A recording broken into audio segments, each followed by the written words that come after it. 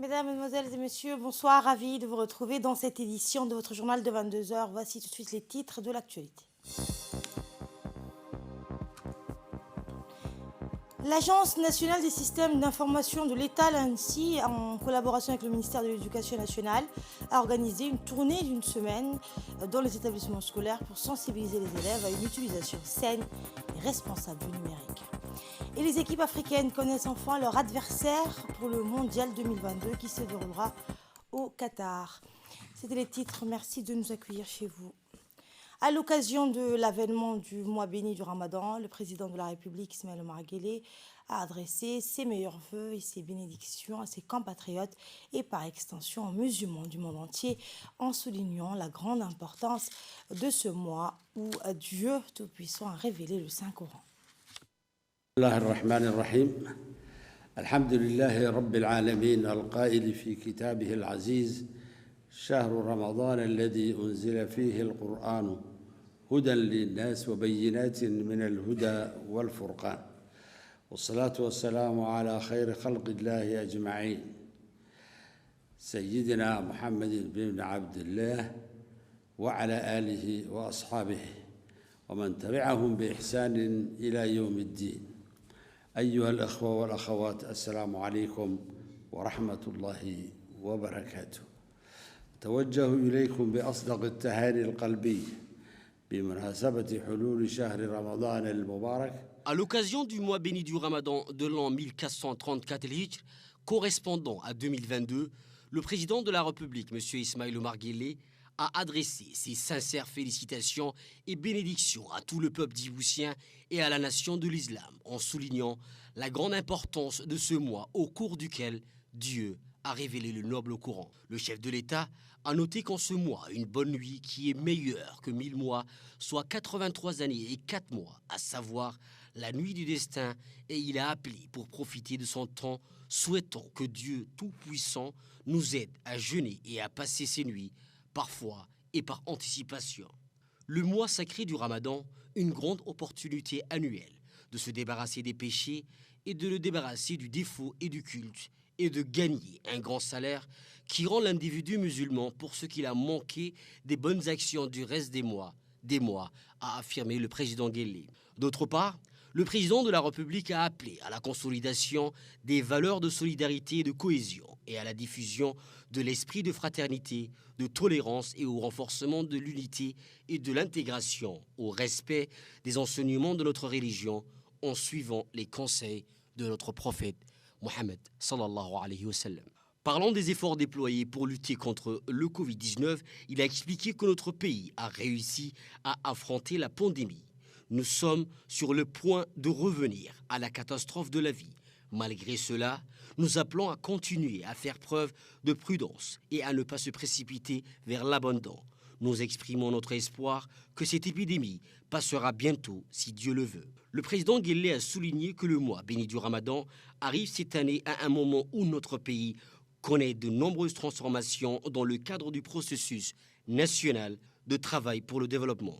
Nous avons pu réaliser de nombreuses réalisations concrètes à différents niveaux et continuerons à mobiliser tous les efforts et outils pour atteindre tous les objectifs et cibles nationaux souhaités, a rappelé le chef de l'État.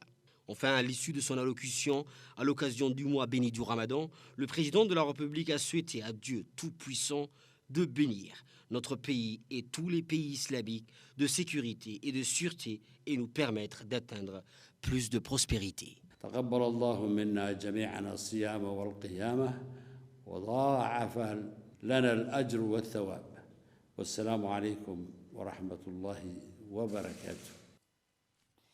Premier jour donc du Ramadan, le mois de jeûne pour tous les musulmans, a débuté donc à Djibouti, tout comme dans le reste du monde. La capitale a baigné aujourd'hui dans une atmosphère calme et des conditions sereines qui illustraient les valeurs de ce mois sacré du Ramadan. Après 2 années de pandémie et de restrictions sanitaires, la population va pouvoir à nouveau célébrer cette période selon les traditions.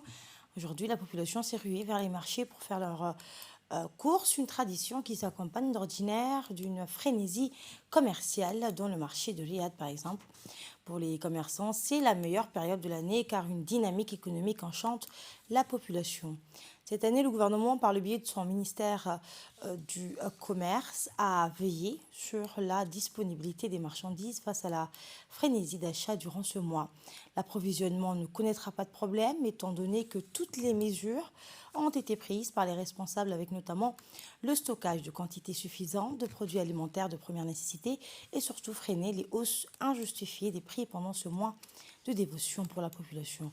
Le ramadan, c'est l'ambiance religieuse, c'est l'amour discret du monde et des êtres, c'est la mystérieuse et impondérable sensation donnée à chaque personne. Tout autre chose, le ministre du Travail, Omar Abdi Saïd, participe actuellement aux travaux du 3e forum ministériel régional sur les migrations portant sur l'harmonisation des politiques de migration de main-d'œuvre dans la région de l'Afrique de l'Est et de la Corne de l'Afrique, organisé par le bureau régional de l'OIM à Nairobi.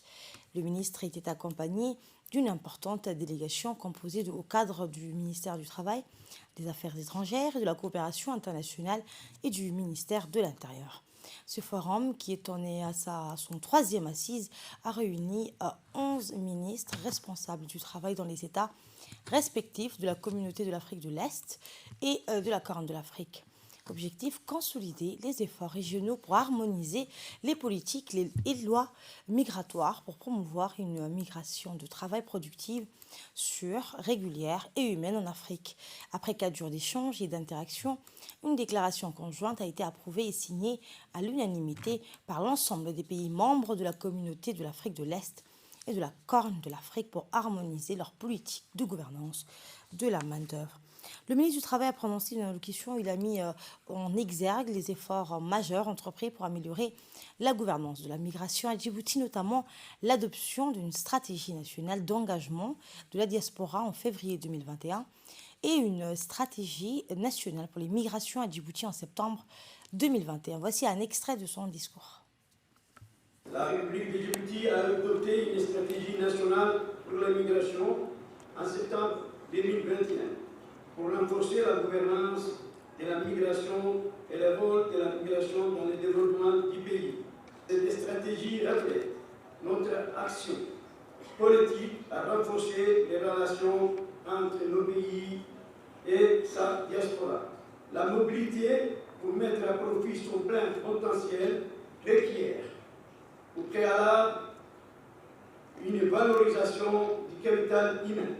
La République de Djibouti a en effet compris que les répercussions d'une plus grande mobilité de la main-d'œuvre sur les dynamiques de la productivité d'un pays est largement tributaire d'externalités localisées liées au capital humain, aux externalités du savoir au niveau mondial et aux économies de la spécialisation qu'il est davantage possible de réaliser dans un contexte des marchés du travail étroitement intégrés. L'objectif visé est de définir un cadre qui permet à chaque personne de s'installer dans les pays de son choix et d'ériger les droits à la mobilité du travail au rang des grands principes universels. En effet, la région de l'IGAD a adopté un certain nombre d'instruments pour développer la dimension mobilité à travers le protocole de libre circulation des personnes et la déclaration de Djibouti sur le travail, l'emploi et de la migration de la main-d'œuvre. La réunion ministérielle fut une réussite car Djibouti a été élevé au rang de capitale de l'emploi durant cette conférence des ministres du Travail et de l'Emploi de l'IGAD qui dispose désormais une plateforme régionale pour se réunir régulièrement et délibérer sur les principales questions préoccupantes relevant de ces secteurs en question pour en adopter des décisions communes sur la scène internationale. L'objectif de notre forum est de partager les expériences et les meilleures pratiques et la réalisation des engagements définis dans les différents plans d'action sur la migration du travail. Je vous le disais en titre, l'Agence nationale des systèmes d'information de l'État, l'ANSSI, en collaboration avec le ministère de l'Éducation nationale, a organisé une tournée d'une semaine dans les établissements scolaires pour sensibiliser les élèves à une utilisation saine et responsables du numérique. Eh bien, du lycée d'État à celui de Gabod et du LIC, en passant par le lycée de Balbala et de Hodenkat, dans la commune de Balbala, pour finir avec le lycée de PK12. C'est au total 6 lycées qui en préparent à cette campagne de sensibilisation des risques numériques. Les experts de l'ANSSI ont expliqué à ces lycéens comment l'Internet, qui est en effet source de connaissances, de savoir et de recherche, peut également avoir un côté sombre et donc un danger. L'addiction des jeunes aux réseaux sociaux comme TikTok, Facebook ou encore Instagram, et plus encore l'accès facile à des sites web ou au contenu explicite et malveillant susceptible de nuire à la jeunesse. Les experts de l'ANSSI n'ont ménagé aucun effort à prévenir nos lycéens aux dangers du monde virtuel.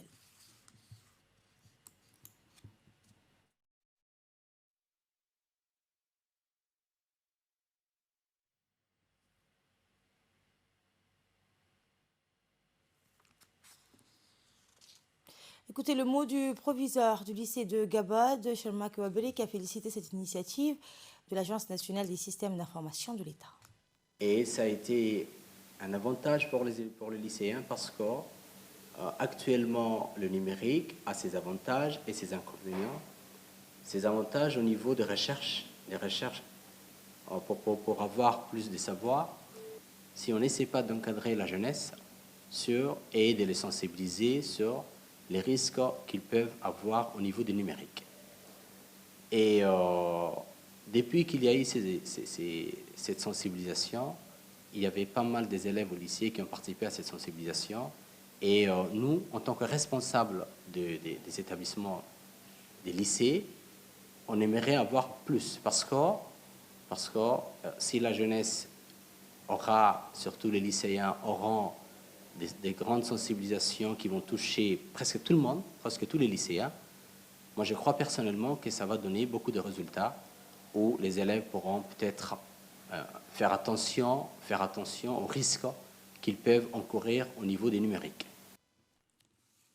Prenant la parole à son tour, le directeur général de l'ANSSI, Mustafa Mohamed Ismail, a indiqué que son département a souhaité interpeller avec légèreté les lycéens afin de les inviter à s'interroger sur la façon dont ils interagissent avec le numérique et la prise en compte du sujet de la gestion de sécurité numérique, tout en leur faisant découvrir les bonnes pratiques à adopter pour utiliser Internet à bon escient. Nous l'écoutons.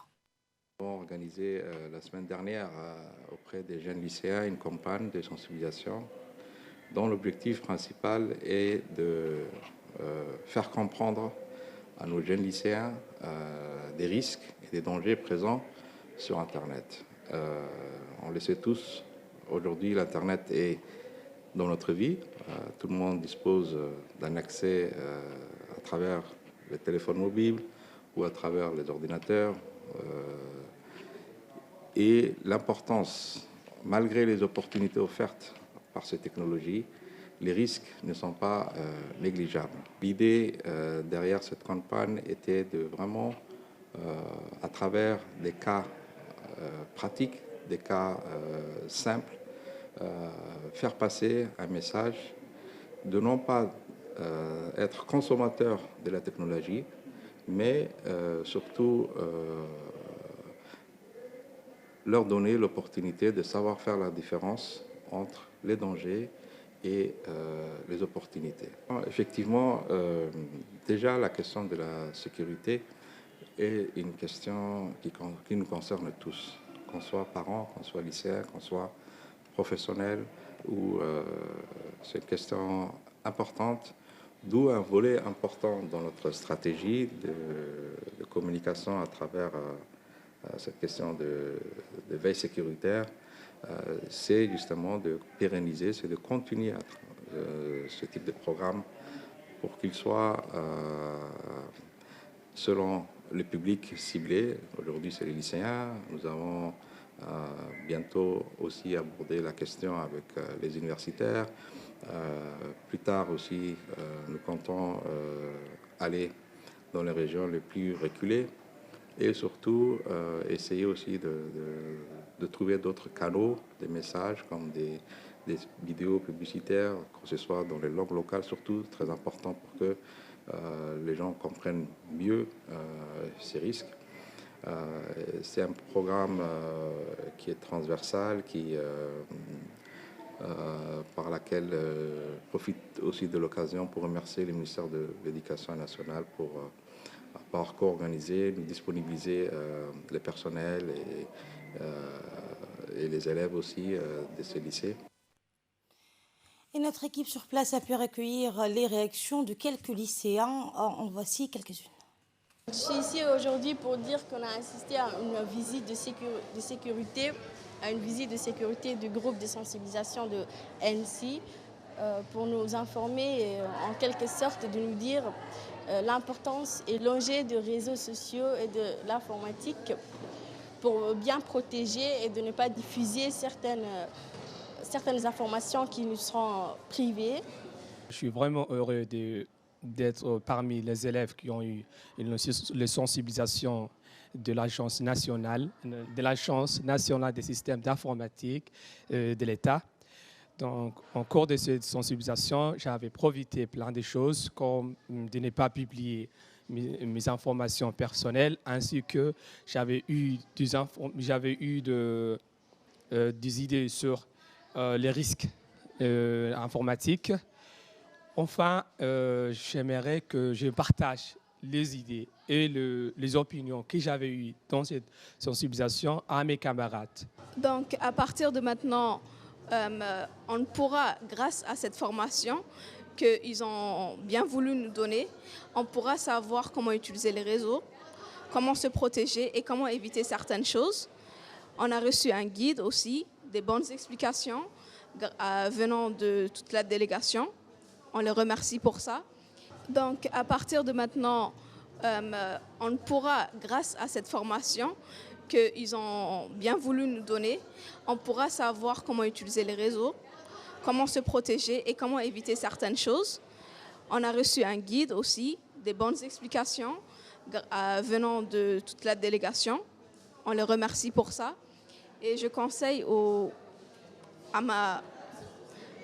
gens de mon âge ou peut-être qui ont un âge supérieur de faire attention car on a tendance à se croire protégé sur les réseaux sociaux, ce qui n'est pas le cas.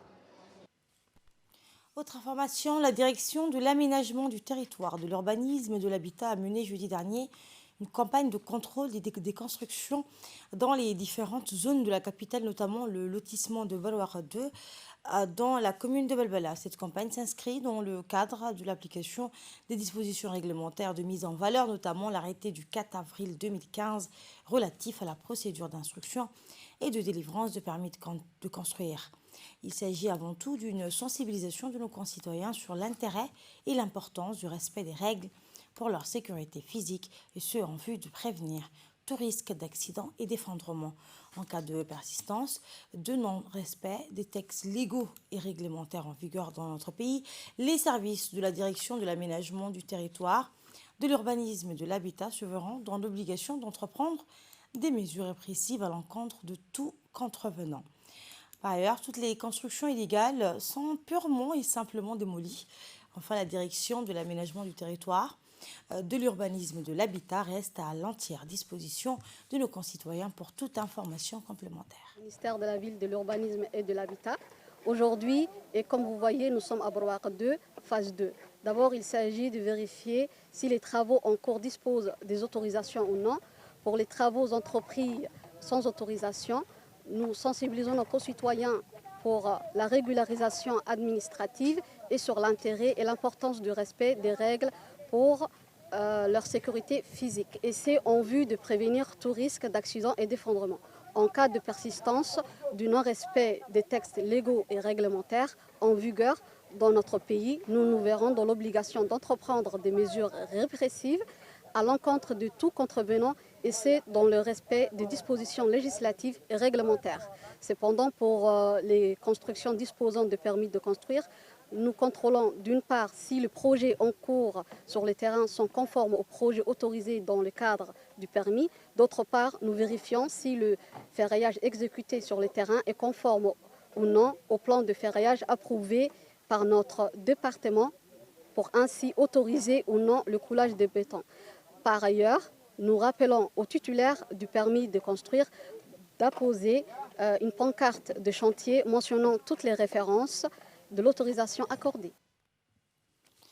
La garde-côte djiboutienne, sous la houlette de son commandant, le colonel Waïs Omar Bghoré, a effectué une opération de don de sang à l'hôpital d'Al Hanan. Quelques 200 agents de la garde-côte se sont portés volontaires pour faire don de leur sang afin de sauver les vies de leurs compatriotes qui se retrouveraient dans une situation grave. Le colonel Waïs Omar Bghoré a supervisé le bon déroulement de cette opération en présence des responsables de cet hôpital. Cette opération de don de sang aura donc un impact positif sur les disponibilités des transfusions dont bénéficient les femmes enceintes nécessitant des transfusions durant l'accouchement. Cette opération de don de sang est réalisée tous les 2 ou 3 mois par la garde des côtes.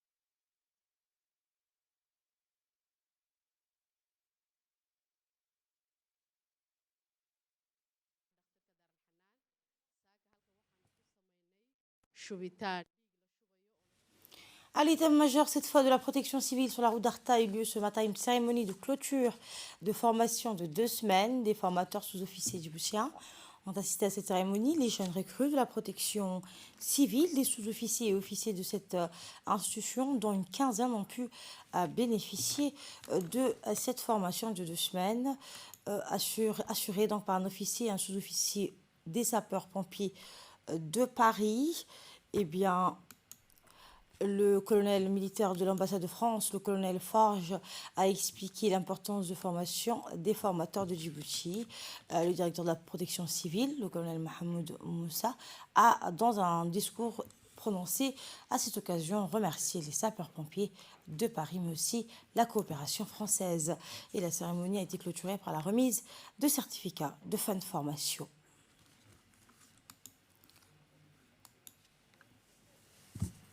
On a lancé cette belle coopération avec la présence de notre coopérant conseiller technique à tes côtés. Et quand on prend le temps de se retourner, parce que le temps passe très vite, on s'aperçoit déjà en 6 mois de tout le chemin qu'on a fait ensemble. Voilà. Et ce chemin, eh bien, on le trace grâce à toi, grâce à tous tes officiers, à tes sous-officiers, à tes pompiers. Je pense à tous les jeunes là, qui sont en formation actuellement à PK23. Je pense à toutes ces formations qu'on a faites l'année dernière et à celles qu'on va faire cette année, et puis à l'accompagnement dans la montée en puissance et en capacité de la Direction nationale de la protection civile. C'est une première pour nous à Djibouti, mon colonel, comme vous le savez très bien, et que vous nous suivez pour nos formations, d'inclure dans ces formations des officiers. Mais comme c'est une formation qui est une formation de formateurs, si je ne me trompe pas, il était nécessaire de pouvoir mettre à l'intérieur une grosse majorité de nos officiers, jeunes et anciens. C'est la deuxième formation qu'on fait ici pour la formation de formateurs. Cela démontre de la montée en puissance de notre institution, aussi bien pour vous, sapeurs-pompiers, mais aussi bien dans le cas de la BNPC. Ce n'est pas une fin en soi. Il y aura d'autres formations de formateurs qui seront faites. Une seule chose et une seule attention à laquelle je donne mon importance et que j'ai toujours dit, c'est qu'un savoir ne doit pas rester entre les mains d'une seule personne. Et juste après cette cérémonie de fin de formation, des formateurs de la protection civile, des élèves, donc quelques 95 élèves de petite et grande section de l'école privée Lumière, ont visité les locaux de la protection civile et ont porté pour quelques instants les casques. Vous le voyez à l'image, des sapeurs-pompiers ont vu aussi les matériels de travail.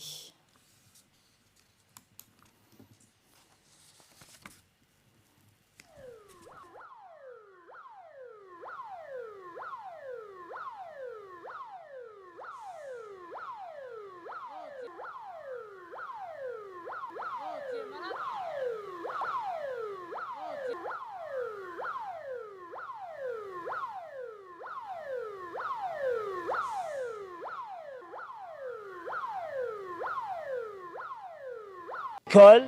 Grande section A. Ok. Qu'est-ce que tu as vu aujourd'hui? J'ai visité des pompiers. Et toi, comment tu t'appelles? Soha. Ok. Et tu es à l'école de? Conception 6. Et qu'est-ce que tu as vu aujourd'hui? Des pompiers. Des pompiers. Qu'est-ce qu'ils font les pompiers? Éteindre le feu. Le feu. Qu'est-ce que tu as vu? J'ai vu des pompiers. Des pompiers. Qu'est-ce qu'ils font les pompiers? Ils éteignent le feu. Ils éteignent le feu. J'ai vu le pompier. Tu as vu des pompiers? Oui. En train de travailler? Oui. Qu'est-ce qu'ils font les pompiers? Ils éteignent le feu. On a visité la caserne et on a fait la formation de secouristes. Et les enfants aussi ont regardé comment faire pour les bébés et pour les grands aussi. Et aussi on a appris le numéro de pompier à l'eau 18. Et les équipes africaines connaissent enfin leur adversaire, sauf un, pour le mondial 2022 qui se déroulera au Qatar. Des grosses affiches, des retrouvailles et un parfum de revanche pour cette première édition au Moyen-Orient. Autre trouvaille pour Sadio Mané, alors que le Sénégal jouera son premier match du groupe A contre les Pays-Bas le lundi 21 novembre. Les champions d'Afrique devront également affronter le pays hôte, le Qatar, et l'Équateur pour espérer passer le premier tour. La Tunisie affrontera les champions du monde en titre, la France, dans le groupe D, qui comprend également le Danemark. Donc en attendant un dernier barragiste à déterminer entre le Pérou, l'Australie et les Émirats arabes unis. Tirage difficile pour le Maroc, tiré au sort contre la Belgique. C'est un merveilleux match contre le Brésil qui se présente pour les âmes de Rigobert Song. Les Lions indomptables donc, du Cameroun affronteront la bande à Neymar dans le groupe G avec la Suisse et la Serbie. Thomas Partey contre Cristiano Ronaldo, ce sera l'affiche du groupe H. Outre le maestro portugais, le Ghana affrontera également la bande de Swang avec la Corée du Nord, mais l'Afrique aura surtout les yeux rivés sur le match Ghana-Uruguay. C'est la fin de cette édition. Merci de votre aimable attention. Très bonne suite de programme sur Télé Djibouti.